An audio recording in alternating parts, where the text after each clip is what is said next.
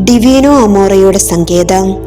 പരിശുദ്ധ അമ്മയ്ക്ക് സമർപ്പിച്ചിരിക്കുന്ന ഈ ദേവാലയം ആരംഭകാലം മുതൽ തീർത്ഥാടന കേന്ദ്രമാണ്. ദിവ്യപ്രണയത്തിന്റെ മഡോണയോടുള്ള ഭക്തിയുടെ ഉത്ഭവം 1740-ലാണ്.